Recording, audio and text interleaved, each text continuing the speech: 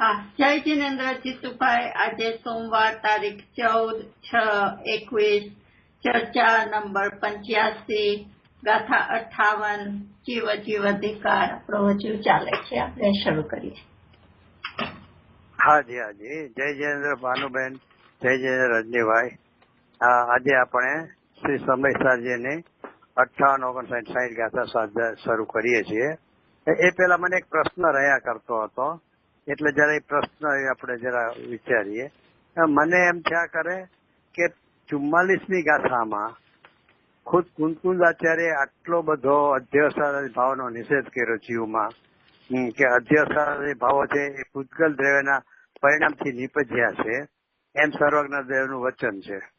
હા, અને પછી 45મી ગાથામાં પાછું ફરીથી પાછી વિષયનો થોડો વિસ્તાર કરીને કે આ દુઃખ સુખ રાગ આદિ જે થાય છે, અથવા બીજા જે કોઈ અધ્યવસાય થાય છે, એને કોણ ઉપજાવે છે? તો કે 8 કર્મ.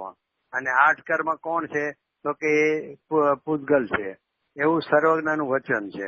તો એ રીતે આટલી હદે નિષેધ કરી પાછો ખુલાસો કર્યો જયચંદ પંડિતે કે આ દુઃખરૂપ ભાવમાં શું છે? તો કઈ પરમાર્થે દુઃખરૂપ ભાવ ચેતન નથી, કર્મજન્ય છે, તેથી જડ છે. આટલો બધો નિષેધ કર્યો 44-45 ગાથામાં કે તારામાં જ્યાં રાગાદી થતા તને દેખાય છે એ ખરેખર એ તારા છે જ નહીં, તારામાં છે જ નહીં, તું કરતો નથી. એટલો બધો નિષેધ કર્યા પછી 46મી ગાથામાં આચાર્ય દેવે શું કીધું? તો કે આ બધા અધ્યવસાનાદિ ભાવો જીવ છે, એવું જે સર્વજ્ઞ દેવોએ કહ્યું છે, કથન કર્યું છે. શું ઓલામાં વચન હતું? આ કથન એટલે કહેવા પૂરતું. પણ એ કેવું કેમ પડ્યું? મને એ પ્રશ્ન ઉઠે છે કે જયારે આટલો બધો સ્પષ્ટ નિષેધ કર્યો કે આ રાગાદિ ભાવો છે એ પૂતગલના છે, પૂતગલ પરિણામ છે, અથવા જ્ઞાનાવરણી આદિ કર્મો એ ઉપજાવેલા હોવાથી તે જડ છે, એટલું કહ્યા પછી પાછું કેવું પડ્યું કે સર્વજ્ઞનું કથન શું છે? તો કે એ વ્યવહારથી જીવના છે, એમ શું કામ કેવું પડ્યું? એ એક પ્રશ્ન ઉઠે છે. અને તરત જ 2 ગાથામાં આટલો નિષેધ કર્યા પછી તો કે એક તો એમને ખુલાસો કર્યો, ખુદ આચાર્ય દેવ ખુલાસો કર્યો છે એમાં જ તે કે એક તો મ્લેચ્છ જીવો છે ને એને મ્લેચ્છ ભાષાથી સમજાવી શકાય. એ ભાષા પરમાર્થપૂર નથી.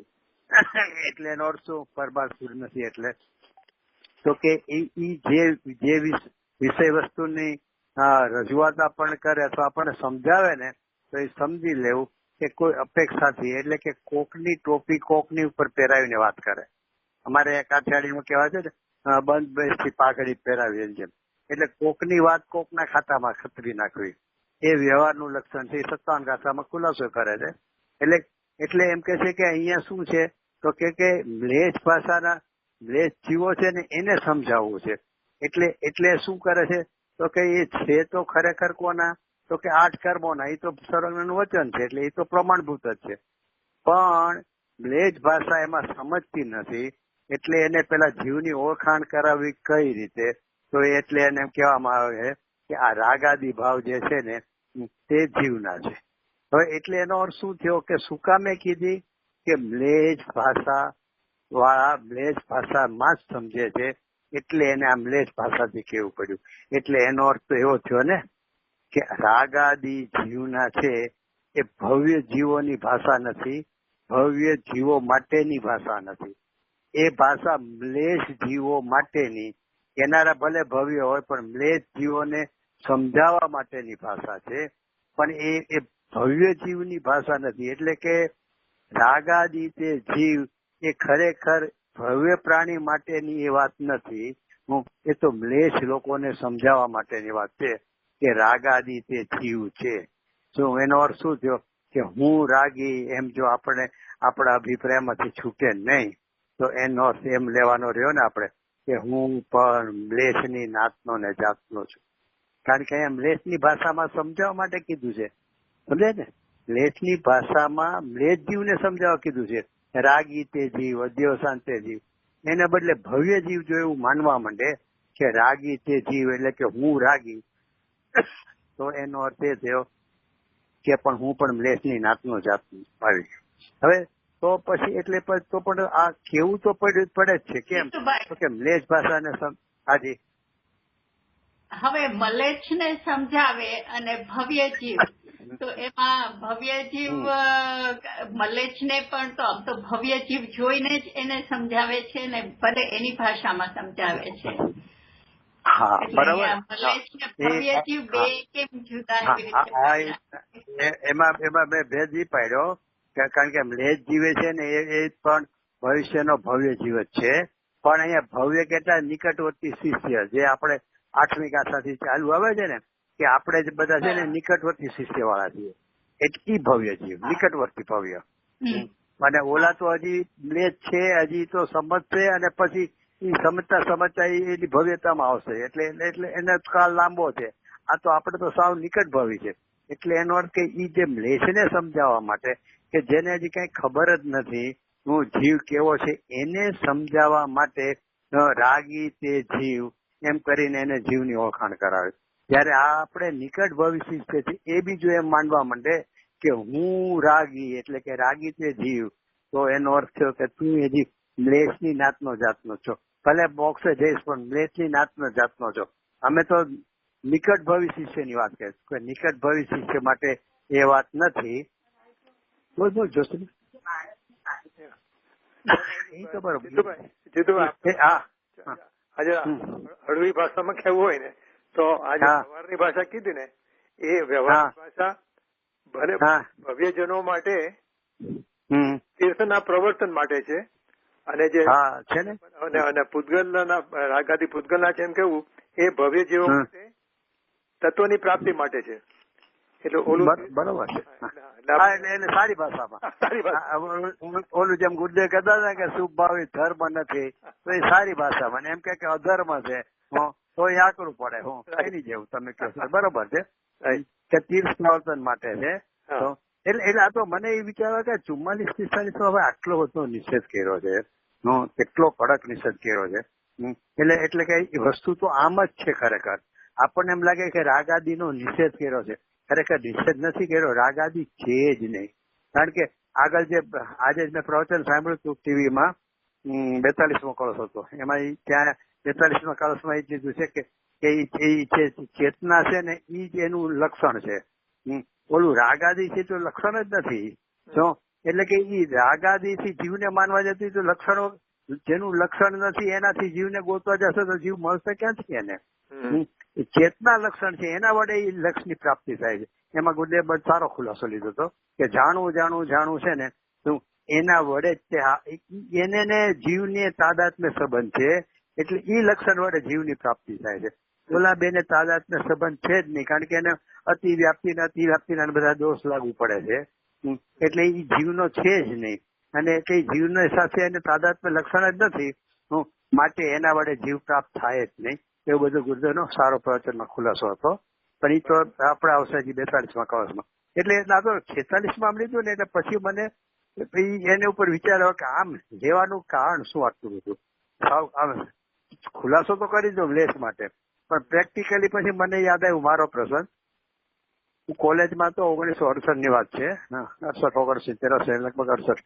તો એમાં એ વખતે મારે એક પરિચિત હતા, પણ એ મારે થોડા સિનિયર હતા અને ફોરેન આવજા કરવા અને બહુ સાયન્સમાં માને એકદમ મોડર્ન હતા, ધર્મનું બહુ નહોતું કાંઈ. એટલે એને મને પ્રશ્ન કરેલો કે જીતુભાઈ સાયન્સ તો જીવને માનતો જ નથી, તમે કઈ રીતે જીવને સિદ્ધ કરશો?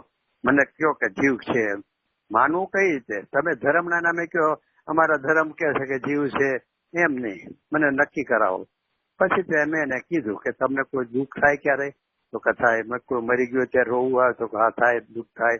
કોઈ સારા પ્રસંગે બહુ આનંદ આવે, કોઈ ઉપર ગુસ્સો આવે તો ખાઈ થાય, પ્રેમ આવે, બધું થાય છે મને. મેં કીધું શરીરના કયા ભાગમાં થાય છે? પગમાં, હાથમાં, માથામાં, છાતીમાં, ક્યાં કઈ જગ્યાએ તમે પર્ટિક્યુલર કઈ જગ્યા લોકોના શરીર એમાં ક્યારે મને થાય છે?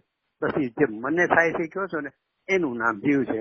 રાગ છો હું ઈ જ્યાં છો અથવા જેને છો એનું નામ જીવ, બાકીનું બધું શરીર. તો એને બેસી ગયું. એટલે એની ઉપરથી મને વિચાર આવ્યો કે અહીંયા જે 46મી ગાથામાં મ્લેચ્છ ભાષા કીધું ને એનો અર્થ શું કે આ બધા મોડર્ન સાયન્સ વાળા જે બધા હોય બધા મ્લેચ્છ ભાષા કે એ લોકોને ધર્મથી ન માને, એને તો પ્રેક્ટિકલી જે ફિઝિકલી દેખાય તું એટલું જ માને, જોયેલું જ માને, ઓલું ન માને. એટલે કીધું અહીંયા જે આ મૂકવું પડ્યું છે ને કે રાગી તે જીવ અધ્યવસાનાદિ છે જીવના છે એ બધું, તો કે આ બધા આ લોકો માટે છે. એટલે મેં પ્રેક્ટિકલી મને એ થોડો એ પછી વાત બેઠી કે ના બરોબર છે, આ બધા સુધરેલા લોકોને માટે હું કેવું કહી છે કે જીવ છે એ. એટલે એ ઉપરથી મને વિચાર આવેલો. બાકી તો આપણે એક વિચારમાં એ બહુ આવેલો કે આટલું આચાર્ય દેવ અને ગુરુદેવ આપણને રાગ આદિ અધ્યવસાન આદિ એ જીવના નથી કહેતો. આપણને ઊંડે રહે એ નિષેધ કરે છે. નિષેધ નથી કરતા, ખરેખર જીવમાં છે જ નહીં એ સમજાવે છે આપણને.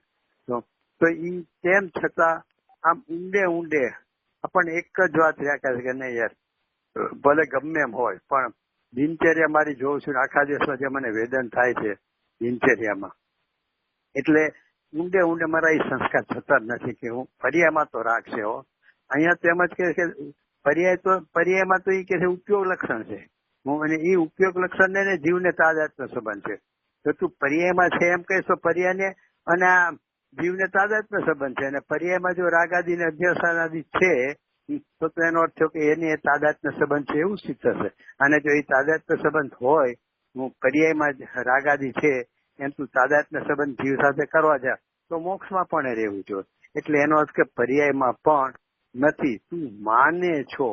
કારણ કે આપણે તો વાત તો ઘણી વાર થઈ ગઈ છે, એને ગુરુદેવમાં આજે જ હતું જાણવું. આપણે છે ને જ્ઞાન પર્યાયથી લેતા જ નથી, તો એટલે આપણને ઓલું રાગ આદિ આપણે અસ્તિત્વ લઈએ છીએ કે જાણવું ઈ જીવનું લક્ષણ છે. અને એની અરે એ ઉપયોગનું પરિણામ છે. જાણવું ઉપયોગ સ્વરૂપ છે. તો એ જાણવું જે છે ને એની હારે જીવને તાદાત્મ્ય સંબંધ છે. એટલે ઈ જીવ છે. એની બદલે આપણે શેનેથી લઈએ છીએ કે રાગથી લઈએ છીએ કે રાગી તે જીવ. એટલે આપણને એ ઊંડે સંસ્કાર થતા નથી. તો એનો અર્થ એ થયો કે એનો દ્રષ્ટાંત શું? તો એનું દ્રષ્ટાંત આપણે આમ તો આની પહેલા બાહુબલીના 3 દ્રષ્ટાંત કુંકુદાચાર્ય લીધા હતા અને ગુરુદેવનું સમ્યકનું લીધું હતું. પણ એ ઉપરાંત મને એક બીજું દ્રષ્ટાંત કહેવાનું યાદ આવે છે. એક સમર્થ આચાર્ય આ કાળના છે, કુંકુદાચાર્ય પછીના, અને જે ન્યાયશાસ્ત્રના પ્રખર ગણાય. જેમ કુંકુદાચાર્ય અધ્યાત્મના ગ્રંથોમાં ગણાય એમ એના એ ગણાય. અને એ આગામી 24માં તીર્થંકર થવાના છે. 20, 21 કે 22 એવા કાંઈ તીર્થંકર થવાના છે.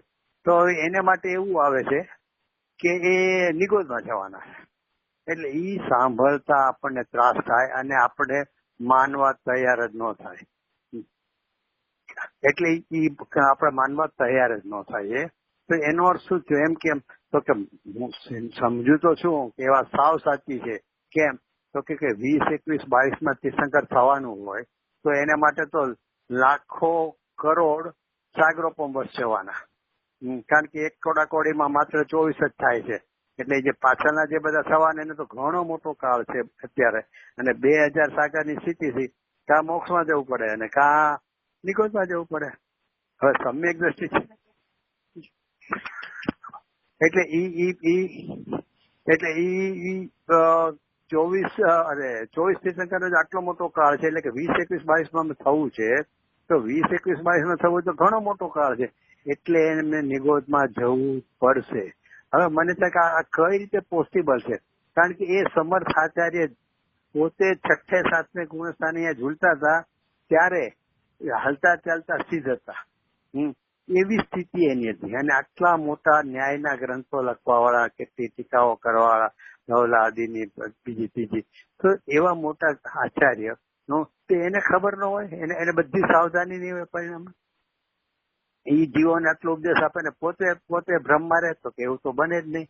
છતાં પણ એ જશે એ નિશ્ચિત છે. હવે એ માનવા સિદ્ધાંતિક રીતે સ્વીકાર હોવા છતાં ઊંડે એક જ યા કરે છે કે ના હો આવું ન હોય. બસ એની જેવી આપણી દશા છે કે આટલું આચાર્ય દેવ કે છતાં આપણને શું થાય? ઊંડે સમજ્યા કરે કે ના એવું ન હોય. રાગ આદિ પર્યાય છે ને ઈ તો મારી પર્યાયમાં તો છે જ. એટલે જેટલો એને રાગ આદિ રહિત છું એ ભાવ ભાષણ થવું જોઈએ ને એ એને થઈ શકતું નથી. એટલા જ માટે કે એને ઊંડે અભિપ્રાયમાંથી આ છૂટતું નથી.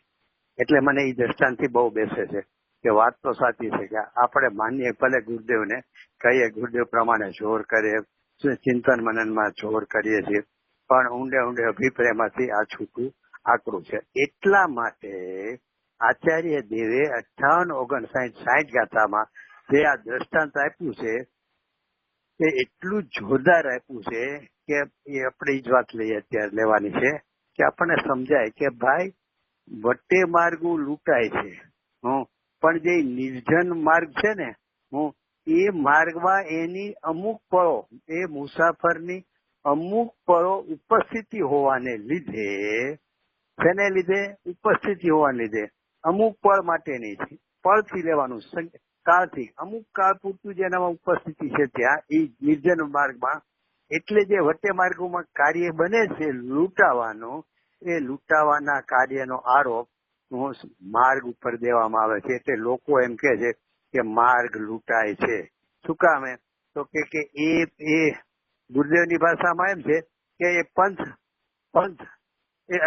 પંથમાં સંઘ એમાં કે છે, આમ સાર્સ કે છે શાસ્ત્રમાં. એટલે જે સંઘ નીકળ્યો હોય ને એની થોડા પળ માટેની ઉપસ્થિતિ એ માર્ગમાં છે. થોડા પળ માટેની ઉપસ્થિતિ હોવાથી એ જે કાર્ય બન્યું ને એનો આરોપ માર્ગમાં આપવામાં આવે છે. પરંતુ માર્ગ કદી લૂંટાતો જ નથી. હવે આ દ્રષ્ટાંતમાં આપણે બહુ વિચારવા જેવું છે કે આ દ્રષ્ટાંત આમ છે ને આમ બહુ સરળ છે. એટલે કે એક જ ઝપાટે આપણે બેસી જાય કે હા બરોબર છે કે ન્યા લૂંટાતો એટલે એનું નામ આપવામાં આવે છે કે માર્ગ લૂંટાય છે. બરોબર છે. પણ એ સાંભળતા આપણે સમજી જાય કે માર્ગ લૂંટાય છે એટલે શું કે એ ત્યાં મુસાફર લૂંટાય છે, પણ એની ઉપસ્થિતિ છે ને થોડા કાળ પૂરતી, એટલે એની ઉપર આરોપ આવે. કેટલું સરસ આપણે સમજાઈ જાય છે. ભાઈ એનો સિદ્ધાંત શું? તો કે એનો સિદ્ધાંત એ કે જે 29 બોલ છે ને જે કર્મના વડે ઉપજાવેલા છે, એટલે કે પૂતગલના પરિણામમય જ છે 29 બોલ અધ્યવસાન આદિના, એ બોલ એનું જીવની સાથે એક સમય પૂરતું જીવમાં એની ઉપસ્થિતિ દેખીને, એનો કાળ કેટલો? તો કે એક જ સમયનો. એક સમય પૂરતું જીવની સાથે ત્યાં દેખાય છે ને, તો એ એક સમય પૂરતું એની ઉપસ્થિતિ દેખાવાથી એની ઉપર એનો આરોપ કોની ઉપરથી ભયો જાય છે? તો કે જીવમાં. એ રાગ આદિ અધ્યવસાનો જીવના છે એમ ઉપચાર કરવામાં આવે છે. શું ઉપચાર કરવામાં આવે છે નહીં, પણ એક સમય પૂરતું એની સાથે દેખીને ઉપચાર કરવામાં આવે છે. તો હવે અહીંયા વિચારવા જેવું છે કે આપણને ખબર છે કે માર્ગ કદી લૂંટાતો જ નથી. બરોબર છે. તો એ તો આપણે બેસી જ જાય ને કે માર્ગ લૂંટાવાનું તો નામ છે. ઉપચાર કીધો, અને ઉપચાર એટલે ખાલી કથન પૂરતો છે, લોક વ્યવહાર પૂરતો છે. ખરેખર માર્ગને કાંઈ લૂંટાવારે લેવા દેવા નથી. તો એનો અર્થ શું થયો કે અહીંયા સિદ્ધાંત શું કહેવા માંગે છે? તાત્પર્ય શું કહેવા માંગે છે? તો કે તાત્પર્ય દ્રષ્ટાંતમાંથી એ સમજાવવા માંગે છે કે એક સમય પૂરતો જીવની સાથે દેખાવાથી જીવ ઉપર ઉપચારથી કહી દીધું કે જીવ રાગી છે, તો એ લોક વ્યવહાર જેવો વ્યવહાર છે. એટલે એનો અર્થ કે જેમ માર્ગને લૂંટાવા હારે કાંઈ લેવા દેવા નથી, એમ એનું તાત્પર્ય એ છે કે જીવને જીવ રાગી એમ કહેવાનો ઉપચાર હોવા છતાં, વ્યવહારથી કથન હોવા છતાં, સર્વજ્ઞનું કથન હોવા છતાં પણ શું છે તો કે જેમ ઓલામાં પણ ફટકતું રિબાઉન્ડ થાય છે ને, વિચારવું નથી પડતું. વગર વિચારે આપણે નક્કી કરી લઈએ છીએ કે માર્ગ લૂંટાતો નથી, માર્ગ લૂંટાવાના નામે મુસાફર લૂંટાય છે, એવું આપણને ધ્યાન દોરવા માંગે છે. તો એનો અર્થ કે આચાર્ય દેવ આપણને એમ કહેવા માંગે છે કે જ્યાં અમે તને વ્યવહારથી કહીએ કે જીવ રાગી એટલે કે તું રાગી છો એમ કહીએ, ત્યારે તને વગર વિચારે અંદર એવો ધ્વનિ આવવો જોઈએ કે હું રાગી છું જ નહીં. એ તો એની સાથે દેખાવાથી એક સમય પૂરતો એ કર્મના કાર્ય મારામાં દેખાવાથી મારામાં આરોપ ભલે કર્યો, પણ એ મારો હોય જ ન શકે. એ તો કોનો છે? એટલે કે જ્યાં જીવ રાગી એમ કે ને ત્યાં એને અંદરથી એવો ધ્વનિ આવવો જોઈએ કે જીવ છે ને એ રાગી નથી, આ રાગ છે ને એ તો પૂતગલના પરિણામ છે. આવો ધ્વનિ આવો જોઈએ, ઈ આ ગાથામાં કહેવા માંગે છે. રજનીભાઈ, હાજી. હા, મને આમાં એટલે ઈ બહુ ભાવ આવેલા, આમાં ઘણા ભાવ આવેલા, પણ થોડું રિપીટર થતા એટલે વધારે નથી.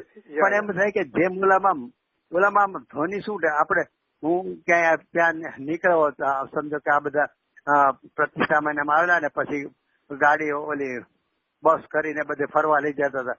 હું તો અમુક જગ્યાએ ઓલા સૂચના આપે કે ધ્યાન નાખજો, અહીંયા આ માર્ગ લૂંટારું છે, લૂંટાય છે અહીંયા માર્ગ. તો આપણે શું કઈ માર્ગની થોડી ચિંતા કરે, આપણી પોતે ફટ સમજે કે આપણી સાવધાની માટે છે. માર્ગની હારે આપણે કાંઈ લેવા દે છે, પણ આપણે એટલા વખતે સાવધાન રહેવાનું છે. તો એનો અર્થ એમ કહ્યો કે જ્યાં માર્ગ લૂંટાય છે શબ્દ આવે ત્યાં આપણે સમજી જાય છે કે મુસાફર લૂંટાય છે એમ કહેવા માંગે છે. તો જ્યાં કારણ કે એ દ્રષ્ટાંત સિદ્ધાંત મેળવવા માંગે છે, કહેવા માંગે. શું સિદ્ધાંત કહેવા માંગે કે જીવ રાગી એમ જે કે ને એ માર્ગ લૂંટાવા જેવી વાત છે. એટલે એને શું થવું છે કે માર્ગ લૂંટાવાની વાત આવે ત્યાં સીધો એનો અંદરથી ધ્વનિ આવે કે મુસાફર લૂંટાય છે. એમ ખરેખર તો જ્યાં નિકટ ભવિષ્ય છે ને એમ રેસને તો 46મી ગાથામાં સમજાવી દીધું, એટલે આપણે એની તો વાત નથી કરતા. તો નિકટ ભવિષ્ય જે અહીં સુધી પહોંચ્યો છે એને તો જીવ રાગી અથવા તું રાગી છો એમ જ્યાં શબ્દ આવે ને એટલે ફટ એને ધ્વનિ ઉઠે કે અહીંયા મારી સાથે એક સમય પૂરતો આ જે પૂતગલના પરિણામ છે, કર્મ વડે ઉપજેલા પરિણામ છે, એને મારી સાથે દેખીને અહીંયા એવો શાસ્ત્રમાં વ્યવહાર કરવામાં આવેલો છે. મારું નામ આપ્યું એનો અર્થ કે મારામાં છે જ નહીં, એ તો પૂતગલના જ છે, એવો ધ્વનિ એને ઉઠવો જોઈએ. તો ઈ દ્રષ્ટાંતને સમજો. કેમ લાગે છે? આ સરસ છે. બીજું કે આમાં છે ને વટે માર્ગો અને માર્ગ અને આપણે કર્મ અને જીવ. તો આ દાખલા તરીકે જનરલી આપણે શું થાય કે વટે માર્ગો છે એ જીવ તરીકે લીધો હશે અને માર્ગ ને કર્મ તરીકે લીધા હશે. એવું નથી, ઉલટું છે. અને એક સમય પૂરતો વટે માર્ગો લૂંટાય છે. અને આ વાત એકદમ સાચી છે. અમે લોકો 20-25 વર્ષ પહેલા સમયસર ગયેલા ને તો કંઈક જાતે બસમાં જતા હશું ને તો અમને કહેલું હતું કે અમુક ઠેકાણે તે વખતે લાલુ પ્રસાદ ને બધાના રાજ હતા ને તે વખતે તો ત્યાં લોકો બસમાં આડા ઉભા રહી જાય લોકો લૂંટી લેતા હતા એનો. પણ કે તમે ચંદનાજી નું નામ આપો ને, ત્યાં આચાર્ય ચંદનાજી છે ને કે અમે ત્યાં એના આશ્રમમાં જઈએ છીએ તો તમને જવા દેશે. બરોબર છે. એટલે માર્ગ લૂંટાય છે. હા, બરોબર છે. એટલે માર્ગ લૂંટાય કે એટલે સમજો ફટ સમજીએ કે મારે સાવધાન રહેવાનું છે. માર્ગ ની યાર કઈ લેવા દે. એનું કારણ છે માર્ગ તો જે નિર્જન છે તો સદાય છે અને મુસાફરે જે છે એ સદાય છે. પણ એ અમુક પળ સુધી એ નિર્જન માર્ગમાં એ પસાર થાય છે ત્યારે નિર્જન માર્ગમાં અમુક પળ સુધી જે એની ઉપસ્થિતિ છે ને ત્યારે એ કાર્ય બને છે. અને ઈ કાર્ય બને છે ને ત્યારે એટલા પળની ઉપસ્થિતિને લઈને ઈ કાર્ય બન્યું, એટલે ઈ કાર્યનો આરોપ પછી માર્ગ ઉપર કહેવામાં આવે છે. પણ એ કેનારે સમજે છે અને સાંભળનારો સમજે છે કે આ મને સાવધાન કરવા માંગે છે. માર્ગને કઈ સાવધાન નથી કરવાનું, કારણ કે માર્ગમાં કઈ લૂંટાવાનું છે જ નહીં. એમ જયારે એમ આવે કે જીવ રાગી, તું રાગ વાળો છો, તું રાગ દેશો, રાગ નો આમ કર તેમ કર, રાગ નું ભેદ જ્ઞાન કર, તું ને રાગ ભીન છો માને છે એક હતો એટલે ઉપદેશ ભાષા બધું આવે. પણ ખરેખર એમ કે રાગ મારામાં છે જ નહીં, માર્ગ લૂંટાતો જ નથી. તો અહીંયા કેવું છે, માર્ગ લૂંટાય છે એમ કહીને સિદ્ધ શું કરવું છે કે માર્ગ લૂંટાતો નથી, ખાલી કેવા પૂરતું છે. પણ માર્ગ લૂંટાય છે એમ કહીને સિદ્ધ તો એ કરવું છે કે ઓલો વટે માર્ગ લૂંટાય છે. એમ તને એમ થવું જોઈએ કે જ્યાં જ્યાં આવે ને આવા કથનો વ્યવહારના ત્યાં તને અંદરથી એમ ઉછાળવા છે કે મને સાવધાન કરે છે કે આ તારા છે જ નહીં, તું માનતો જ નહીં કે મારા છે, છે કર્મ ના. આમાં ઇમ્પોર્ટન્ટ શું છે પાછું ટાઈમ ફેક્ટર. તમે કહ્યું લાસ્ટ ટાઈમ કે 20 મિનિટ લાગે એક સમય નાડું પસાર કરતા 20 મિનિટ લાગે, 20 મિનિટમાં લૂંટી લોકો. હું તો અનાદિ અનંત છું. હું તો અનાદિ અનંત છું. એક સમય ભાવ છે ગુસ્સાનાદિ ભાવ તો એક સમય ના છે. તો એ એટલામાં જે લૂંટાય એમાં હું લૂંટાવ તો અનાદિ અનંત એવો હું થોડો રાગી થઈ જાઉં છું. કાળ ફેક્ટર નો બરાબર ઇમ્પોર્ટન્ટ છે. હા, બરોબર છે. અને આમ છે ને તમે જે 19 વાળું સાંભળ્યું ને એમાં ભલે ઈ કાળનો ખુલાસો વિશેષ નથી કર્યો, જે હું કઉ છું કે ગુરુદેવ એકવાર ખુલાસો કર્યો છે કે કાળની મુખ્યતાથી લેવાનું છે કે અમુક કાળ રહ્યો છે ને હું એને લઈને એની ઉપર આરોપ છે એ ત્યાં ખુલાસો છે. પણ છતાં મેં જોયું કે જે 19મી વારનું પ્રવચન છે ને 11/11/78 નું છે, એટલે મારામાં ગુરુકાંત દ્રષ્ટિમાનના બીજા ભાગમાં 216 નંબરનું છે. એમાં ગુરુદેવ એમ બોલ્યા છે કે પંથનો દ્રષ્ટાંત આપીને ગજબ વાત કરી છે. ગુરુદેવ આ બોલે છે, હા લૂંટાય છે એ સંઘ, પણ પંથ લૂંટાય છે એમ ઉપચારથી કહ્યું છે. લૂંટાય છે કોણ? તો કે સંઘ, પણ પંથ લૂંટાય છે એમ ઉપચારથી કહ્યું છે. કેમ કે એ પંથમાં સંઘની એક સમયની સ્થિતિ છે ને, એક સમયની સ્થિતિ છે ને, એટલે કાળથી વાત કરી કે એક સમય એટલે એક કાળ ત્યાં એ થયો છે એટલે એની પર ઓલા ઉપર ઉપચાર આવ્યો છે. એટલે કાળથી જ વાત કરી છે અહીંયા. પણ એ ખુલાસો લાંબો નથી કર્યો. તમે કીધું મને એટલે તમને ઓલો આપણા વાંચેલો ખ્યાલ ન આવે, અને ઓલામાં તો ગુરુદેવ ફોડ પાડ્યો છે કે કાળથી, એટલે એમાં ખ્યાલ આવી જાય. પણ આમાંય બોલ્યા છે. તમે સારું ખેંચી કાઢવાની અંદર નહીં તો જલ્દી ખ્યાલમાં આવ્યું નથી. આપણે આમ ઉપરથી લઈ લઈએ. ચલો આપણે કુંભાર ને ઘડો ને એવું લાગે છે. આગળ વધો. નહીં બરોબર છે. અને ભાઈ મને તો એ થયું કે આમાં આચાર્ય દેવનો ઘણી ગંભીરતા આ દ્રષ્ટાંતમાં છે. શું છે ખબર છે? એમને શું કે 44-45 આટલું બધું કહી દીધું, પછી 49 આટલું બધું કહી દીધું, 50 થી 55 આટલા બધા બધું કાઢી નાખ્યું. હજી તને એક આમ નજર પડે ને સમજાવી જવું જોઈએ. જો તારે વિચારવું ન પડે એવી વાત તને કરજો. શું તો કે માર્ગ લૂંટાય છે. માર્ગ લૂંટાય સાંભળે સમજી જાય કે મુસાફર લૂંટાય, માર્ગ ને કઈ લેવા દે. બસ એવી ચીજ છે. શું કે જીવનમાં રાગ દ્વેષ છે, તું રાગી દ્વેષી છો. બસ એ રાગી દ્વેષી છે એમ કીધું ને એટલે ત્યારે સમજી લઉં કે આ માર્ગ લૂંટાય છે. કીધું મને રાગી દ્વેષી જીવ છે જ નહીં.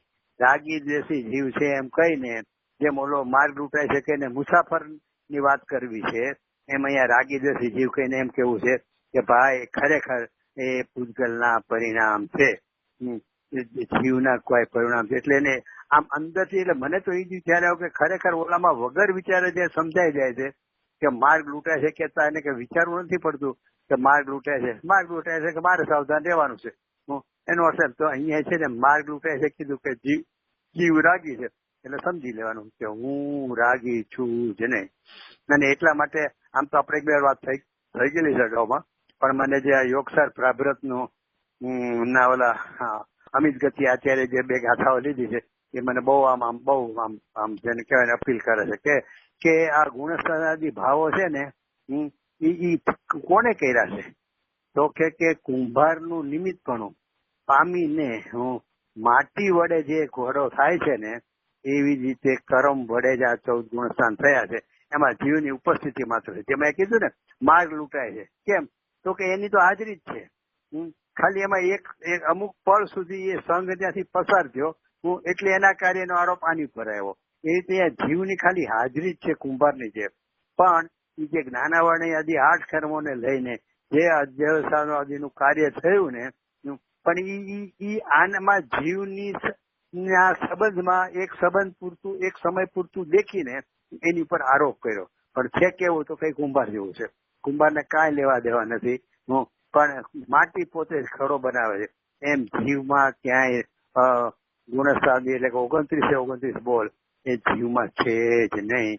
ઈ એને અંદરથી ભાવ ભાષણ આવવું એટલે અંદરથી એકદમ જોર આવવું જોઈએ. આપણી તકલીફ છે ને એ ઓલા જેવી છે કે આચાર્ય કોઈ છોડાવે નિગોદમાં જાય, એ વાત કેમ માનવી, એમ જ ત્યાં કરે. આ એના જેવી છે કે અંદરથી આપણને એ વાત આમ બેસવી જોવે, ઉછળે વગર વિચારે કે ને એમાં આમ સાંભળતા જ એમ થાય કે હા બરોબર છે.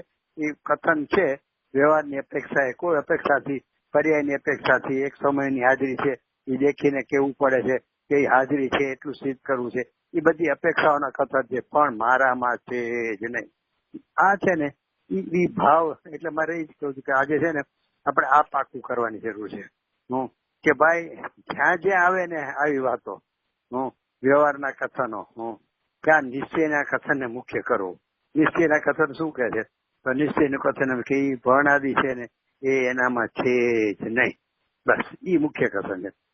કારણ કે આગળમાં જે આવશે આ છેલ્લું પૂરું કરે 68 પછી આજે 42 કળશ ને બધા કીધા ને એ બધામાં 41 બધા મી જ આવશે કે નિશ્ચયદી વર્ણાદી ભાવો છે ને એ જીવના છે જ નહીં, પૂતગલનું જ કાર્ય છે. બસ આટલું બધું સ્પષ્ટ એટલે આપણને એવું થવું જોઈએ કે જ્યાં જ્યાં એવું આવે તો કે માર્ગ કદી લૂંટાય જ નહીં. એ માર્ગ લૂંટાવાનું નામ આપો તો મુસાફરને યાદ કરવા માટે છે, બાકી માર્ગને માટે નથી. એને અહીંયા એમ થવું જોઈએ કે જ્યાં જ્યાં હું રાગી મિથ્યાદર્શી જે કઈ ભાવો થાય અથવા શાસ્ત્રમાં એનો ઈજનો ક્યાંય ઉલ્લેખ આવે તો એને ઈ ભલે ઈ ત્યાં જે અપેક્ષાએ કીધું એ અપેક્ષા બરોબર સમજવું, ત્યાં એમ જ છે એનો સ્વીકાર કરવો. જ્ઞાન શૈલીમાં એ કાંઈ વાંધો નથી. અહીંયા તો દ્રષ્ટિ પ્રધાન શૈલીમાં હું કોણ છું એ નિર્ણય કરવો છે ને, એનું ભાવ વસન કરવું છે ને, એટલે ઈ વખતે ઈ ઓલું જ્ઞાન પ્રધાન વાળું છે એ સ્વીકાર્ય છે, આચાર્ય જ કે છે એટલે આપણે કથન છે. તો કથન છે એટલે નથી એવું નથી, ગધેડાના શિંગડા જેવું નથી, છે ખરું, કોઈ અપેક્ષાથી છે એટલે એમને ત્યાં સિદ્ધ કર્યું છે, એ આપણને સ્વીકાર્ય છે. એ થઈ જ્ઞાન પ્રધાન શૈલી. દ્રષ્ટિ પ્રધાન શૈલીમાં તો શું છે, હું કોણ છું એનું મારે ભાવ ભાષણ કરવું છે. તો કે હું કોણ છું આ ભાવ ભાષણમાં જયારે પણ આવી કોઈ પણ વાત આવે અથવા તો પોતાને વ્યક્તિગત રીતે જીવનમાં ક્યાંય સુખના પ્રસંગો એટલે અનુકૂળતાના પ્રસંગો કે દુઃખના પ્રસંગો કે બીજું ત્રીજું કાંઈ શુભ ભાવના ઉત્કર્ષ જ્યાં કાંઈ એમ લાગે ને કે આ બધું મને અનુભવાય ત્યારે તરત જ યાદ કરવાનો. હું કહ્યું કે દેખી લૂંટાતું પંથમાં તું પંથા લૂંટાય. એ ગાથા જ યાદ કરી લેવાની એટલે એને યાદ આવી જાય કે આ બધું હું નાચું કૂદું છું ને. અમે અહીંયા છે ને સૂર્યકીર્તિનો જય જયકાર બોલે તો 4 ફૂટ ઊંચા ઉછળીને જય જયકાર બોલા તમે જોયેલા છે. મને એમ થાય કે ભાઈ ગુરુદેવની જય જયકાર બોલવામાં 4 ફૂટ ઉછળો ને માં હું ફેર પડે તમને સૂર્યકીર્તિના જય જયકાર. એટલે આવા બધા સ્વભાવના બધા પ્રકારો જોયા છે. પણ કે ભાઈ એ બધું કોણ છે તો કે વટ્ય માર્ગોના છે, માર્ગના નથી. માર્ગને કાંઈ લૂંટાવાનું છે નહીં. એટલે કે મને માર્ગ કેતા હું, મને કાંઈ મારી સાથે આને કાંઈ સંબંધ નથી. હજી આગળમાં આવશે 61, 62, 63, 64 કે તાદાત્મ્ય સંબંધ જ નથી. જીવને રાગાદી સાથે અધ્યવસાન સાથે તાદાત્મ્ય સંબંધ જ નથી. જો એમ તમે કહેશો કે સંસાર અવસ્થા પૂરતું તો તાદાત્મ્ય સંબંધ છે ને તો પણ કે એમાં દોષ આવશે. ઓલો અતિવ્યાપ્તિ ને અવ્યાપ્તિ ના બધા પ્રકારો છે ને, અમુક ટાઈમ હોય ને અમુક ટાઈમ ન હોય. તો કે તાદાત્મ્ય હોય તો મોક્ષમાં રહેવો જોઈએ, સંસારમાં છે ને મોક્ષમાં નથી એવું જો તમે માનશો ને તો એમાં જીવનો નાશ થશે. એવા બધું ઘણો વિસ્તાર છે આપણે આ બધી ગાથાઓમાં આગળમાં આ જ અધિકારમાં. એટલે કહું છે ને આ અધિકારમાં આમ જાણે વસ્તુ સ્થિતિ જ સમજાવવા માંગી છે ને. વસ્તુ સ્થિતિ શું તો કે માર્ગ લૂંટાય છે એ કેવું, પણ માર્ગ કદી લૂંટાતો નથી એનું નામ છે વસ્તુ સ્થિતિ. ઈ ધૂનની અંદરથી ભાઈ આવવો જોઈએ. મારું કહેવાનું શું છે કે મને આ ગાથા એટલી બધી વર્ષોથી પ્રિય છે. શું કામે કે આનો ધ્વનિ જે પણ અંદરથી એમ આવવો જોઈએ. ઓહો માર્ગ લૂંટાય, ઠીક એટલે એનો કે માર્ગને કાંઈ લેવા દેવા નથી. એ માર્ગ લૂંટાય છે એટલે એ મુસાફર માટે કીધું છે. એને જ્યાં જે આવે ને ત્યાં એને અંદરથી ઉછાળવો આવવો જોઈએ તો ભાવ ભાષણ થાય. અથવા તો આચાર્યને જે દ્રષ્ટાંત દ્વારા સિદ્ધાંત ભાઈ મૂળ વાત તો એમ છે કે દ્રષ્ટાંત દ્વારા જો સિદ્ધાંતનું ના મર્મને ન પકડી શકીએ તો એ દ્રષ્ટાંતનો શું મતલબ છે? માર્ગ લૂંટાય છે તો બધા સમજી શકે. હવે એમાં તો હું તમે કોઈને બી કહો નોંધ જઈને કહો તો એને ખબર હોય કે માર્ગ લૂંટાય છે એનો અર્થ એમ જ કે એ માર્ગમાં એટલો કાળ સુધી જે મુસાફરની હાજરી છે એના કાર્યનો ઉપચાર એની ઉપર આપો છે. બાકી તો એ કાર્ય મુસાફર પર થાય છે. હવે એ તો નોંધ જઈને ખબર છે તો એ દ્રષ્ટાંતમાં શું આપણે સમજવાનું છે? અરે ભાઈ એ તો સામાન્ય એ દ્રષ્ટાંતથી આચાર્ય એમ સમજાવવા માંગે છે કે જ્યાં જ્યાં આવી વાત આવે 46મી ગાથા વાળી તો એ મ્લેચ્છને સમજાવવા માટે ભાષા તો કેવી જ પડશે. તો અને આગળમાં એ કહેશે 67 ગાથામાં કે માટીનો ઘડો નથી જો એને ઘીનો ઘડો જ કેવો પડશે. પણ કે ઘીનો ઘડો છે ઘીમય નથી માટીમય છે એમ કરીને જીવને સમજાવવો પડશે કે રાગી તે જીવ પણ જીવ એ રાગમય જીવ નથી, જ્ઞાનમય તે જીવ છે. એટલે એ બધું મ્લેચ્છ ભાષા માટે એ મ્લેચ્છ જીવો માટે સમજાવવા માટે કહેવામાં આવશે. પણ 8મી ગાથામાં આગળ જે કીધું 8મી કે મ્લેચ્છ થવું યોગ્ય નથી હું કેનારે. અને ઓલાને જે મ્લેચ્છ ભાષી છે ને એને મ્લેચ્છપણું છોડાવવાનું છે અને પોતે મ્લેચ્છ થવાનું નથી. એમ અહીંયા છે ને ક્યાંય બી ભાષા આવે ને તો એ આ દ્રષ્ટાંત એટલું બધું આ જે ગાથા છે ને એટલી બધી યાદ કરવા જેવી છે કે ભાઈ તો એનો શું છે કે આ તો હજી આપણે રાગાદીમાં લીધું. પણ રાગાદી આમાં મૂળ શું છે કે હું અનંતકાળથી જીવ રખડ્યો છે ને, તો અનંતકાળથી જીવ રેખડો છે એનું મૂળ કારણ શું છે? તો કે મૂળ કારણ જે અધ્યવસાદી ભાવો છે ને 29 બોલ કીધા, એ કર્મજન્ય છે અને એ જીવની સાથે એક સમય માટે જોડાયેલા છે. એની જેની યોગ્યતાઓ એ જોડાયેલા છે. એ વખતે એને દેખીને હું રાગી, હું મિથ્યા દ્રષ્ટિ, હું સંસારી એમ ઈ માનવા લાગે છે. ઈ માન્યતા ખોટી છે. ઈ મિથ્યાત્વ છે ને, ઈ મૂળ મિથ્યાત્વ છે. અને પછી જે મારા વૃક્ષનું મૂળ છે, પછી થડ ને ડાળી ને પાંદડા એની જેમ શું છે કે આ શરીર તે હું, પછી આ સ્ત્રી પુત્ર પરિવાર તે હું, એ બધી તો થડ ને ડાળા પાંખડા ની બધા મૂળ યુક્ત છે વૃક્ષનું. તો કે હું રાગી છું, હું મિથ્યા દ્રષ્ટિ છું, હું સંસારી છું. એટલે કે એક પર્યાયની અવસ્થા જે છે ને, એ પર્યાય મય પોતાને માની લીધો છે ને, એનું નામ છે મૂળ મિથ્યાત્વ.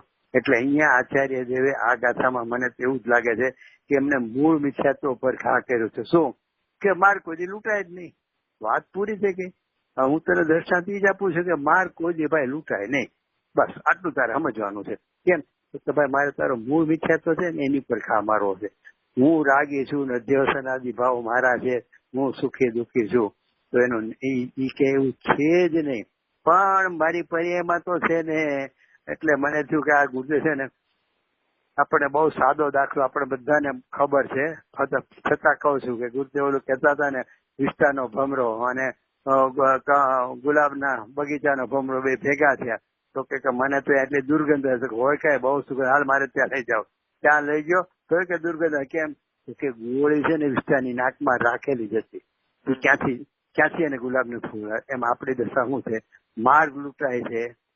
માર્ગ લૂંટાય છે એટલે કે તું કદી રાગી છો જ નહીં. રાગી તો ઓલો વટે લૂંટાય છે વટે માર્ગું. એમ રાગી તો કર્મનું કારણ છે, કર્મનું કાર્ય છે. તું તો માર્ગ લૂંટવા વાળો છે, એટલે કે એમાં કઈ થતું જ નથી કાર્ય. એને બદલે ઓલી ગોળી રાખે નહીં. મારી પર્યાયમાં તો છે ને સાહેબ, આમાં ક્યાંથી એને ગુલાબની સુગંધ આવે?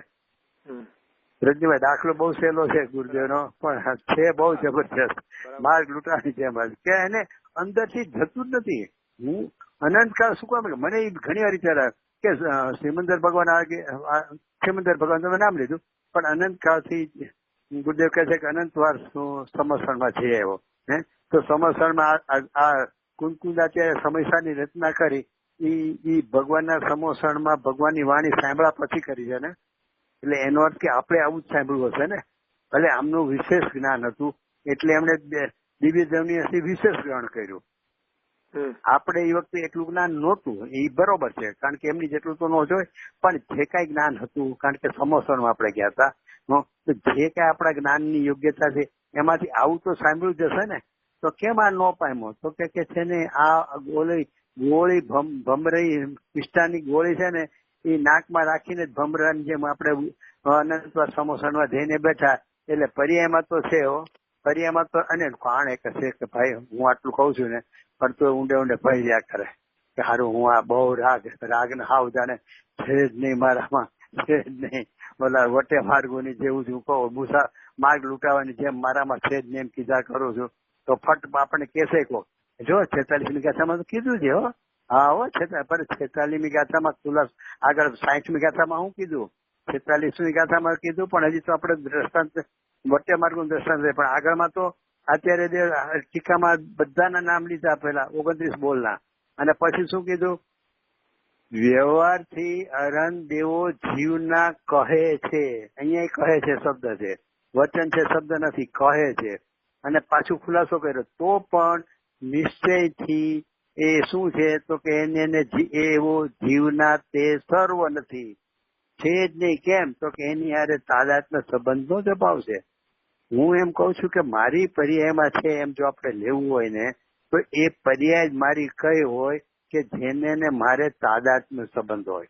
એટલે કે મારે જયારે પર્યાયથી મારી ઓળખાણ કરવી હોય ને, તો છે ને તો એ 42મા કળશની જેમ કે ઉપયોગ લક્ષણથી, તો કે ઉપયોગ લક્ષણ દ્વારા જીવને પકડવાનો છે. એટલે કે ઈ પર્યાય તાદાત્મ્ય સંબંધ છે કે જે બધી દશામાં હોય. એટલે કે એને અતિવ્યાપ્તિ અને અવ્યાપ્તિનો દોષ ન લાગતો હોય. એવું ચેતનપણાનું જે જીવનું લક્ષણ કેવું છે ને, ઈ પર્યાયથી તું તને જો તો બરોબર છે, પણ તું રાગવાળી પર્યાયથી શું કામ જોશે કે ના ના મારી પર્યાયમાં તો છે ને, મારી પર્યાય, અરે ઈ પર્યાય તો અમે તને ઈ જ કરીએ છીએ. આચાર્ય દેવ કહે છે કે એ પર્યાય તો 8 કર્મનું કાર્ય છે અને એ સર્વજ્ઞ દેવનું વચન છે. કુલાચાર્ય કહે અમારા ઘરનું નથી, સર્વજ્ઞ દેવનું વચન છે, એને તું ઉઠાપે તો શું કામે? તો કે પર્યાયમાં તો જ્ઞાન છે. હું જ્ઞાન છે એટલે ઉપયોગ લક્ષણ છે ને, એ ઉપયોગ લક્ષણ ઈ છે ને જીવ સાથે તાદાત્મ્ય છે. એટલે કે એ અનાદિ નિગોદમાં પણ એ ઉપયોગ લક્ષણ માં જે જાણું થાય છે ને, એનું સદાય ચાલુ હોય છે. નિગોદમાં શું કે સિદ્ધમાં શું, એટલે કે જીવની સાથે સદાય રહેલું છે. અને એટલા માટે જ આપણે ઘણી વાર વાત થઈ કે હજી બીજી જ ગાથામાં જીવની વ્યાખ્યા, જીવ કેવો છે સમજાવો, એમાં રાગને યાદ જ નથી કર્યો, હોય કે ન હોય યાદ જ નથી કર્યો. પારકા ઘરની વાત અહીંયા હું કામે કરવી? એટલે કે પારકા કરવાની વાત જ નથી કરી. ત્યાંથી તું જાણવું અને પરિણામોનું યુગપદ જેને હોય છે એ જીવ નામનો પદાર્થ છે. એટલે કે જીવ જ એને કીધો છે. એટલે એનો શું થયું કે પર્યાયથી પણ આપણે લેવું હોય ને કે મારી પર્યાયમાં તો છે, આપણે 46મી ગાથામાં કીધું, જાત જાતના આપણે તર્ક કરશું તો કે ભાઈ પર્યાયમાં તો છે, તો એ પર્યાય કઈ? તો કે જે પર્યાય સાથે તાદાત્મ્ય સંબંધ છે, જે જીવનું લક્ષણ છે, એવી જે જ્ઞાન પર્યાય છે ને, જાણું એ પર્યાયથી તું જો. તારે પર્યાયથી તને સિદ્ધ કરવો હોય તો એ પર્યાય તારી છે, એને ઈ પર્યાયથી તું એને સિદ્ધ કર. રાગથી શું કામે જોશો? એ તો પૂજલનું કાર્ય છે. એ આપણને છે ને પૂજલનું કાર્ય છે, એ વાત બેસતી નથી. હું કહું ને, આટલી બધી આપણે ચર્ચા કરીએ છીએ તો એમ જ થાય કે રાગ તો મારામાં થાય.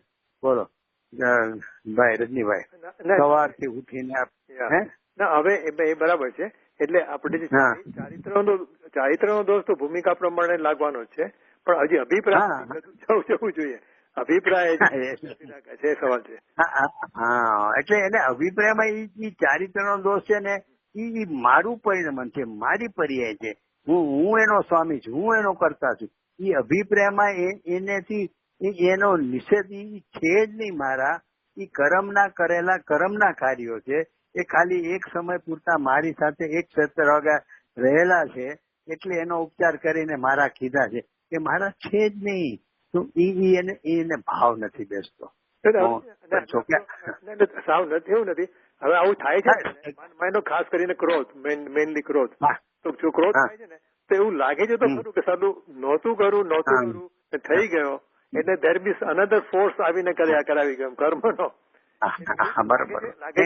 ક્રોધ થઈ જાય છે તો પછી પાછું આમ સાવધાન પણ થવાય છે ખરું થોડું કે આપણો ભાવ નહોતો આવો, થર્ડ પાર્ટી આવીને કરાવી ગયા.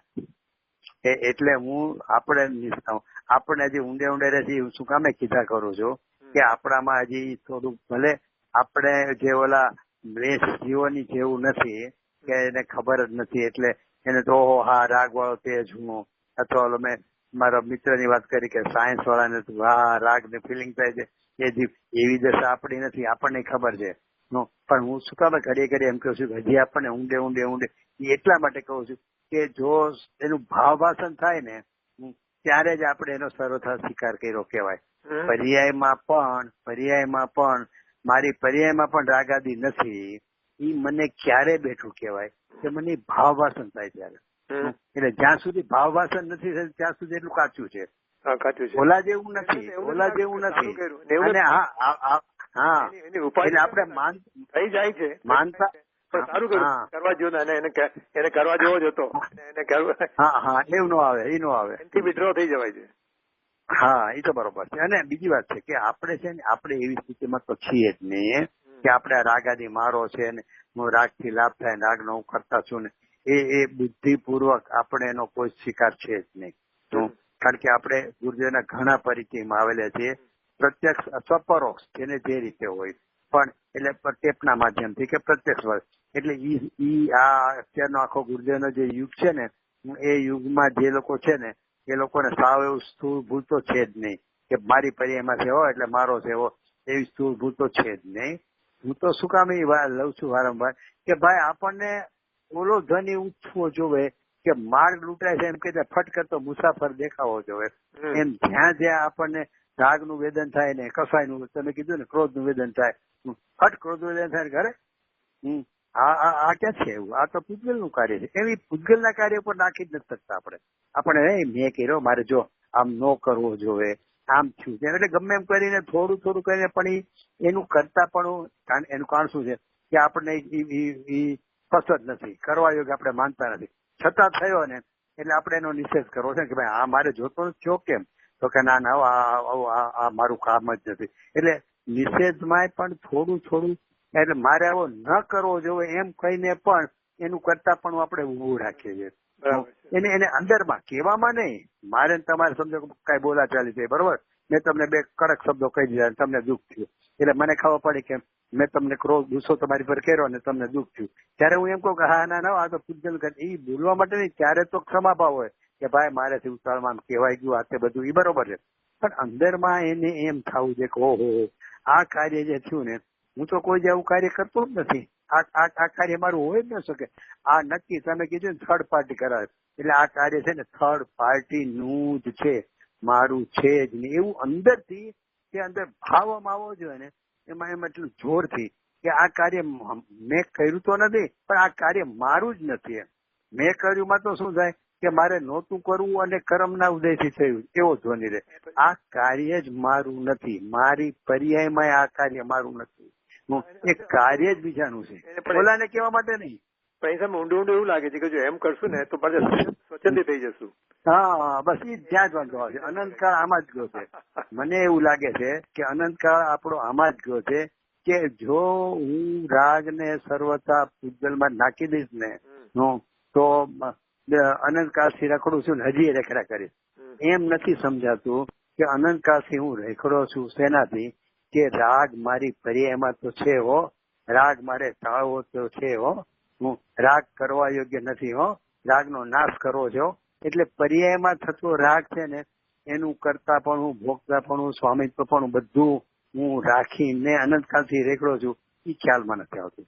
અરે છે જ નહીં મારો. એકવાર મારે હવે એના મૂળમાં ઘા કરવાનો છે કે માર્ગ લૂંટાય છે બને જ નહીં, કહેવાય ભલે પણ બાળકોને કાંઈ લેવા દેવા નથી એમ છે ને જીવમાં. એટલે કે મને મારી પર્યાયમાં પણ હું કહેતા મારી પર્યાયમાં આવી ગઈ જ્ઞપ્તિ વાળી કે ઈ પર્યાય એટલે એમાં ક્યાંય રાગ આદિ છે જ નહીં. એ રાગ આદિનું કાર્ય એ 8 કર્મોનું છે અને ઈ મારી સાથે એક સતરાગા રહેલા હોવાથી એક સમય પૂરતું એની સાથે રહેવાનું દેખીને ભલે શાસ્ત્રમાં એનો આરોપ કરવામાં આવે કે જીવમાં રાગાદી છે પણ છે કોના તો કે વટે માર્ગુના છે લૂંટાવાનું કાર્ય, માર્ગનું એમાં કાંઈ લેવા દેવા નથી.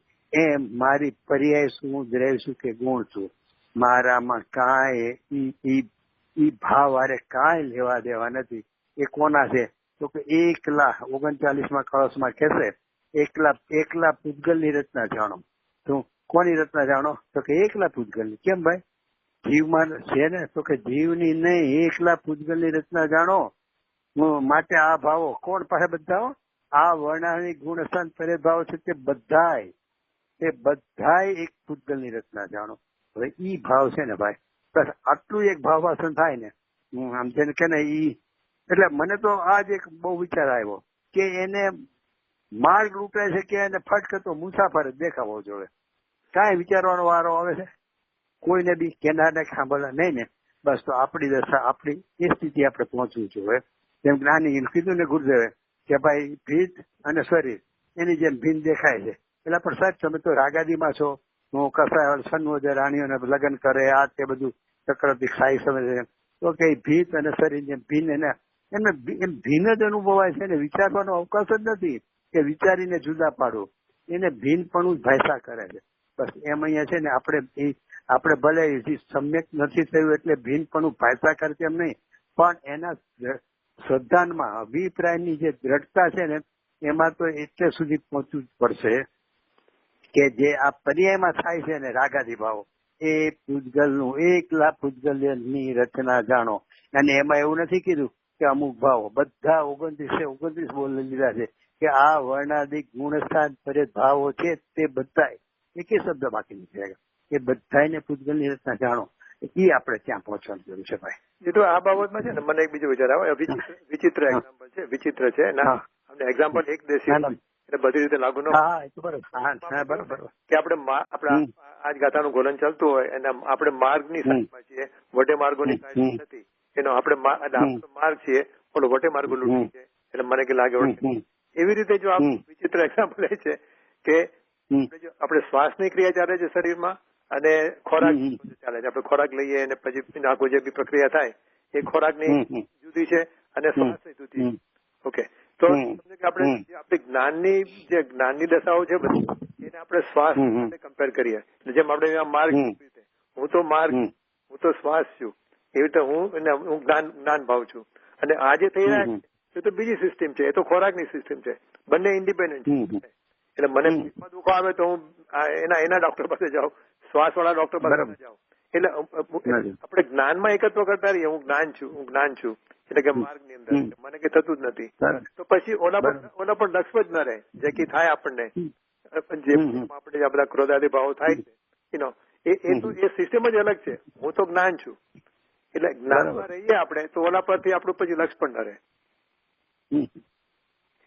બરોબર જવાબ છે. એટલે કે ભાઈ આપણે જ્ઞાન ઉપર જ વજન જોવે. હું જ્ઞાનમય આત્મા, હું જ્ઞાનમય છું. મારું મટીરિયલ, મારું બધું મેડ ઇન જ્ઞાન. ઓલું તો મેડ ઇન ચાઇના છે, ઓલું આ તો મેડ ઇન ઇન્ડિયા છે. હું તો જ્ઞાન માત્ર ભાવ છું. એટલે બરોબર એમ જ છે જ નહીં. એટલે છે ને મને એટલે 58-59 3 ગાથાનું આ જોડકું લીધું ને, એમાં વટે માર્ગ લૂંટાય છે છતાં લૂંટાય છે ઓલો અને નામ આનું આપે છે. કેવો વ્યવહાર છે એવું કાંઈ તો કેવું છે જ નહીં. તો બસ આટલું જ છે કે ખરેખર અનંતકાળથી હું આ વાત નથી સ્વીકારી શક્યો. મને એમ લાગે કે જાણે માર્ગમાં ક્યાંક થતું હશે, તો એમાં તો હું નથી માનતો, એમાં નથી મતલબ આમાં તો તારું ઉભું જ છે કે ભાઈ મારી પર્યાયમાં તો છે ને, એ મારો દોસ્તો છે ને, મેં આમ કર્યું ને, હું આમ મારે નહોતું કરવું જોઈતું ને, એ ઊંડે તને પર્યાયમાં તો રહેશે કે નહીં કે મારી પર્યાયમાં છે મારે. એટલે મારી પર્યાયમાં જ્ઞાન છે, જ્ઞાન તે મારી પર્યાય છે.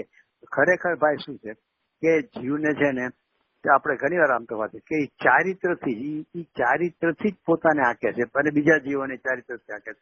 જ્ઞાન પર્યાયથી કોઈ આપણે જ્ઞાન પર્યાયથી જીવને લેવો જોઈએ કે હું કોણ, તો કે જ્ઞાનમય જાણવું બસ. એ જાણવાના લક્ષણ એને પોતાને પકડી શકે છે કે આ જાણવું એ જ્ઞાયક કે હું છું. હવે એ પકડવા છે કે ચારિત્ર ગુણથી, ચારિત્ર ગુણમાં એને રાગ દેખાશે. અરે તો પેલા રાગ છે ને, તો કે તો પેલા મારે રાગને ટાળવો જોઈએ ને, રાગનું આમ કરવું જોઈએ ને, રાગ ઘટાડવો જોઈએ ને ફલાણું. એટલે રાગથી પણ તને જીવ નહીં હાથમાં આવે. કેમ તો કે રાગ છે ને ખરેખર એક વાર તું નક્કી કર કે ખરેખર એ 8 કર્મો દ્વારા નિશ્ચિત ભાવ છે. 29 બોલ આ ક્યારે ભલે એક સમય પૂરતો જીવની સાથે દેખાય તો પણ એ ક્યારેય જીવના છે જ નહીં. હું તો જ્ઞાનમય છું એટલે જાણું એ જાણનારો એ જ હું છું. એને મૂળ વસ્તુ છે, ત્યાં એને પૂછવાનું છે. એટલે ઈ એક ખાસ એટલે મને એટલે આજે બધા ઈ બહુ વિચાર આવ્યા કે ભાઈ અનંતકાળથી રખડે છે એનું મૂળ કારણ તો આ જ છે. મૂળ કે રાગમાં પોતાપણું એને પર્યાયમાં તો છે ને એ વાત છૂટતી જ નથી. અને છે ને એમાં દલીલો એટલી આવે, શાસ્ત્રના આધારે એટલા આવે અને પ્રેક્ટિકલી દેખાડે કે જો તમને કસાય થયો કે નહીં, તો એ કોને કર્યો આમ છે તેમ છે. હવે હું તમે કહો, કારણ કે એમાં એમ લાગે જો તમે આમાં જોડાણા હતા કે નહોતા જોડાણા. એટલે ભાઈ બધું તને જે દેખાય છે ને એ એકલા પૂજગલની રચના જાણો. હું તો જ્ઞાતા ભાવે જાણું એ હું એનાથી જુદો છું, એ અન્ય છે. આમાં આમ જ છે આ જીવ અધિકારમાં, એટલે કે એમાં જીવ અધિકારમાં તો ભાઈ એટલું બધું એને જુદો પાડી દો છે. પૂતગલ છે, અન્ય છે, જીવ નથી, કેટલાય શબ્દો છે. ઘરે હું ક્યાંય બધા આપણે સમસ્યાના પાના ફેરવીને કહું તમને, તમારે તો બધા સ્વાધ્યાય છે એટલે ખબર હશે. એટલે કહેવાનો મતલબ છે કે ભાઈ આ ગાથા છે ને, એટલે મને તો ઘણી વાર વિચાર લાગે ક્યાંય બી, હમણાં મેં કીધું ને એમ, ક્યાંય બી આવો કોઈ પ્રસંગ આવે ફટ યાદ તો કરી જ લેવું કે દેખે જે લૂંટાતું પંથમાં આ પંથ લૂંટાય છે. બસ એની જેવું છે આ બધું. આમાં ક્યાંય હું છું જ નહીં. જીતુભાઈ એક થોડો સવાલ છે, સાઈડ નો સવાલ છે.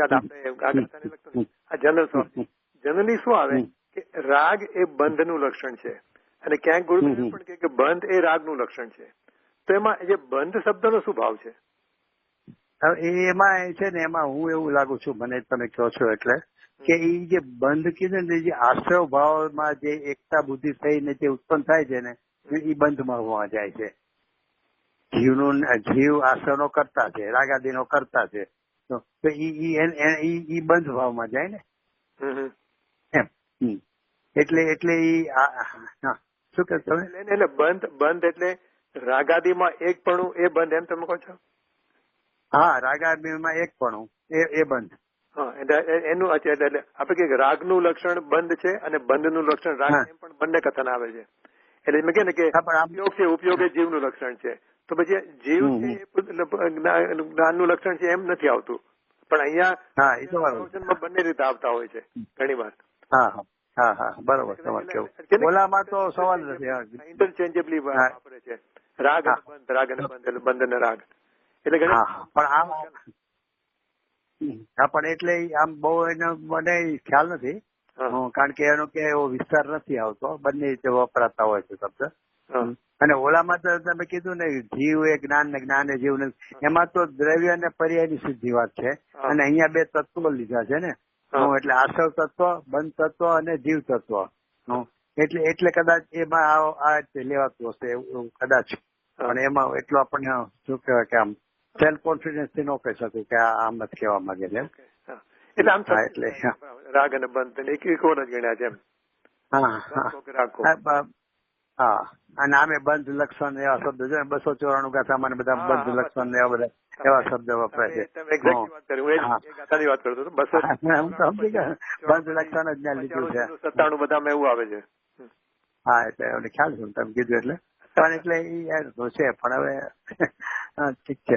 અચ્છા, હવે પતી ગયું. હવે મને એક પાછો અટેન્ડ થયો એટલે મને એક 278 તમે આખી મને 278 કળશ બહુ યાદ આવે છે કે અમૃતચંદ્રાચાર્ય એમ કે ભાઈ સાહેબ, મારું બહુમાન કરવાને બાને અમૃતચંદ્રાચાર્ય બહુ સરસ રચના કરી છે. અમૃતચંદ્રાચાર્યને આવા વિકલ્પો આવ્યા, આપણી કરુણા કરી છે, એવી મને આળ ન દેશો. બહુમાનના બાને પણ મારા ઉપર દોષારોપણ નહીં કરશો. આખા સમયસારમાં મેં તમને એમ સમજાવ્યું કે તું આ પૂતગલની રચના છે. શબ્દની રચના એ તો પૂતગલની છે જ, વર્ણાદિ આદિ, પણ આ જે કોઈ વિકલ્પો છે ને એ પણ પૂતગલની રચના છે. હું તને આખા સમયસારમાં એના માધ્યમથી એ સમજાવી ગયો કે આ કોઈ જીવનું કાર્ય નથી. અને તમે બહુમાનના બાને પણ મારી ઉપર ચોકી બેસો છો કે તમે બહુ આ તો ગજબનું તમારું કાર્ય છે. હવે જે કાર્યનો કરતા તમે નથી એમ હું કહીને સાયકો આખા શાસ્ત્રમાં, અને એનો જ મારી પર આરોપ કરો છો. એટલે એવું નહીં કરશો, આળ નહીં દેશો, એમ ત્યાં અમૃતચંદ્રાચાર્યનું કેવું છે. બરોબર, છેલ્લા કળશમાં. એની જેમ એની ઉપરથી મને વિચાર આવ્યો કે ભાઈ, જીવ રાગી એમ આળ નહીં દેશો. હું રાગી છું, આળ નહીં દેશો.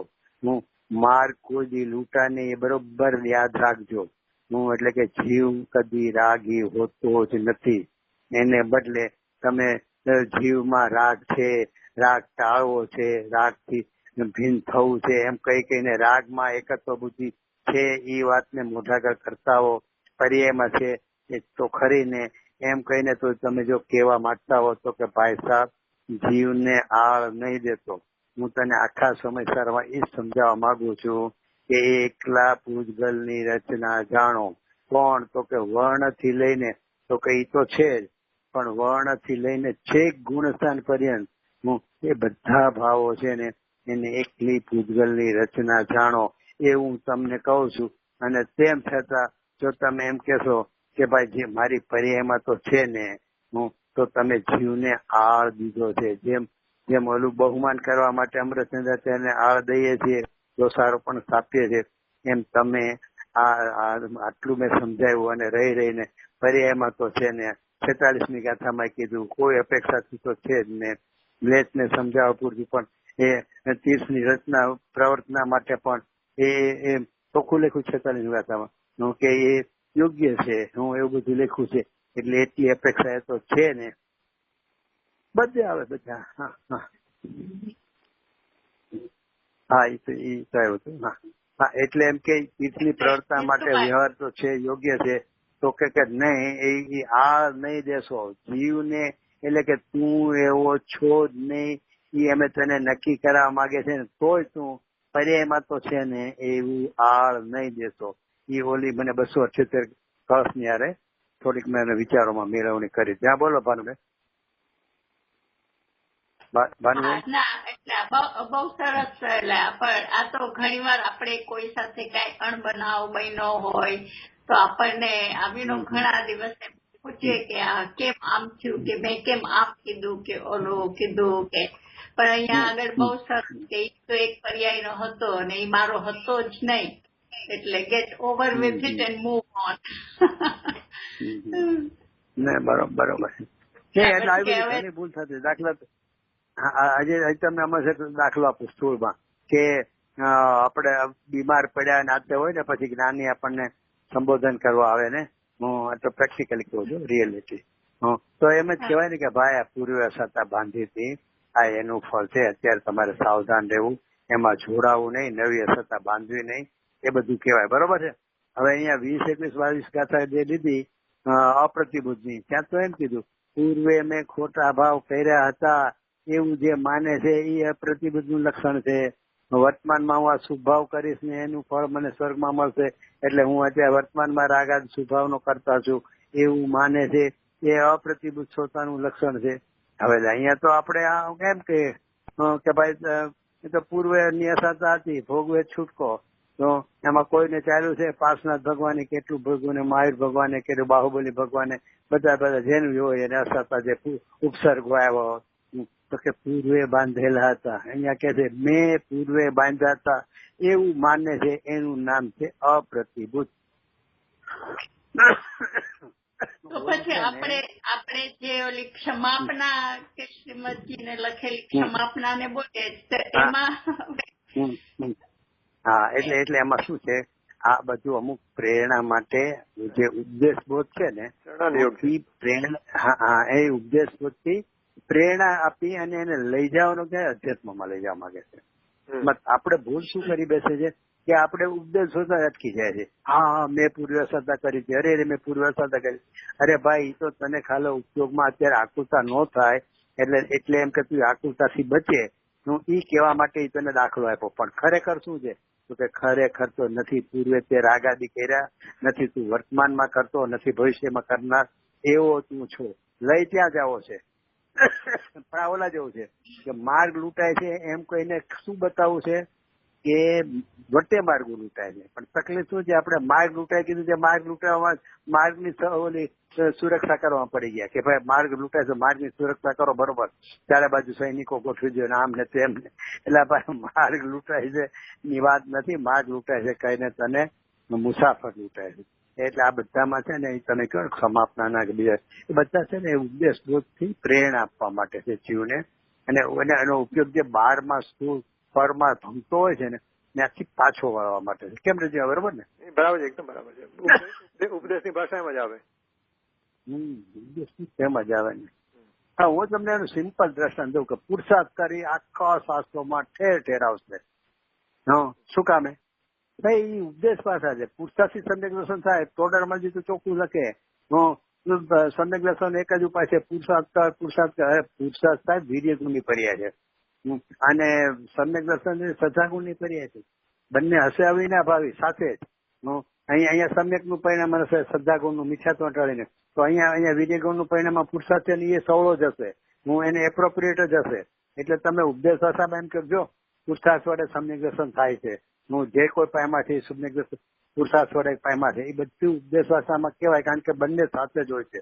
પણ ખરેખર શું છે તો કે ખરેખર કોઈ પર્યાય નો કરતા બીજી કોઈ પોતાની પૂર્વ પર્યાય જ્યાં કરતા નથી ત્યાં બીજા ગુણની પર્યાય નો કરતા એ ક્યાં છે.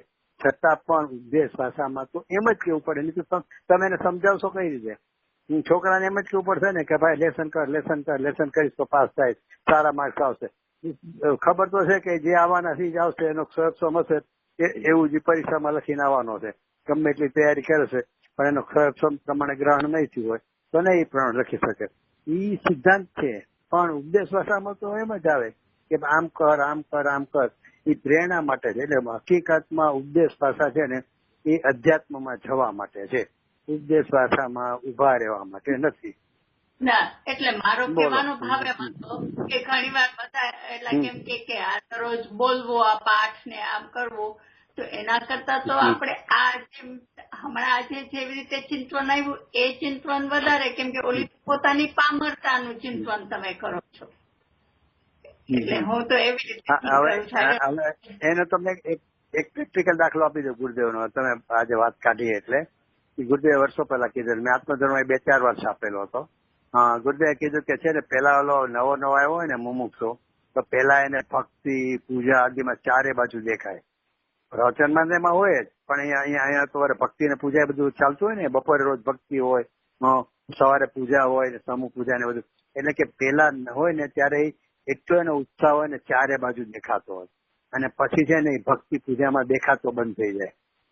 એટલે લોકો શું કે ગુરુદેવની કીધેલી વાત કહું છું, એટલે લોકોને એમ લાગે કે ઓહો જોયું પેલા નવો હતો ને ત્યારે એને કેટલું ધર્મનો રસ હતો, એ પછી ધીમે ધીમે હાવ ઠંડો થઈ ગયો.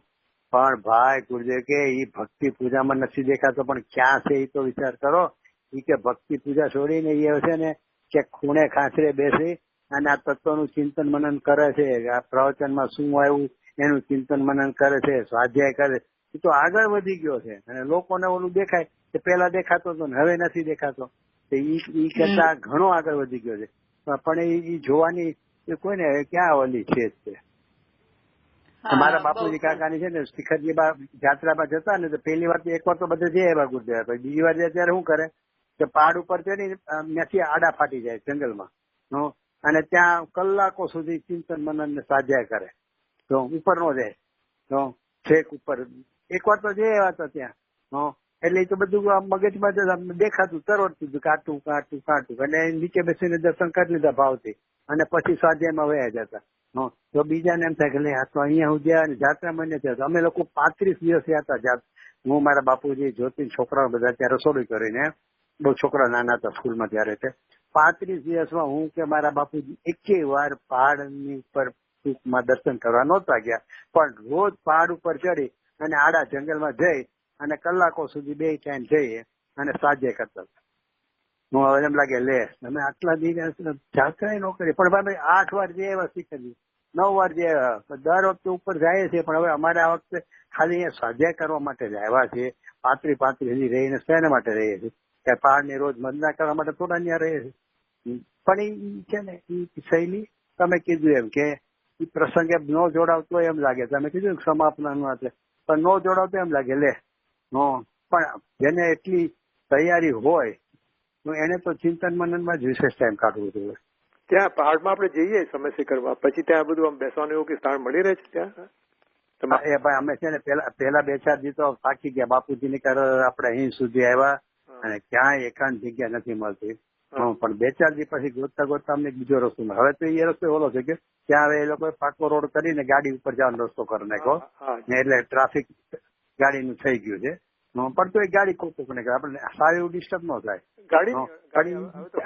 ગાડીનો રસ્તો થઈ ગયો ને બાય રોડ જવાનો, મોટર બાઇક, મોટર બાઇક, હા. એટલે ઈ જે રસ્તો થઈ ગયો ને ઈ જમણી સાઈડ નો, એમાં આગળ ઉપર જાઓ ને તો સાવ એકાંત લોનલી, કાંઈ નહીં, એટલું જંગલ અને પથરા હોય ને ગમે તે સારો પથરો લાગે આપણે બેસી શકીએ એવા. અમે સવારના જઈએ 8 વાગે બધું દર્શન કરીને 8 થી 12 સુધી બેસીએ, પછી બપોરના 3 વાગે જઈએ તો 5-5:30 સુધી બેસીએ, 5 વાગે લગભગ નીકળી જવું પડે. એટલે એવી રીતે અમે ઉપર જતા હતા. પણ એ 4 રસ્તો છે, એટલે પછી અમને 35 બહુ મજા આવી. ખૂબ જ અમે સ્વાધ્યાય એટલી બધી મજા આવેલી. અને એ વખતે અમે પરમાગમ ચિંતામણી બહાર પાડેલું, અને ઈ બોલો બધા એટલા બધા મસ્તી વાળા છે, કારણ કે 100 શાસ્ત્રમાંથી આપ્યા છે, ને એમાં એટલી પરમાત્મા તું પરમાત્મા છો એની જ મેળવણી કરેલા છે ને, એવા બધા બહુ સૂક્ષ્મ બોલો અને આધ્યાત્મિક ગુરુદેવની શૈલી પ્રમાણે બહુ મસ્તી વાળા છે. એટલે એને એક તમે ઓલો અંક કીધો હતો ને 553 આત્મધર્મનો, એનું તમે ત્યાં બહુ બોલન કર્યું છે. પછી ચર્ચા વાર્તા બાપુ જયારે અમે કરતા રેકોર્ડિંગ કરી લીધા. એટલે કહેવાનો મતલબ છે કે સ્વાધ્યાયનું ત્યાં બહુ સારું સ્થાન છે ઉપર, પણ આમ સાઈડમાં જવાનું, મૂળ રસ્તે નહીં. ઓકે, ચાલો ટાઈમ થઈ ગયો. ઓકે, ચલો ભાનુભાઈ જય જય. ભાનુભાઈ ચાલુ રાખજો. રેકોર્ડિંગ બંધ કરી દો.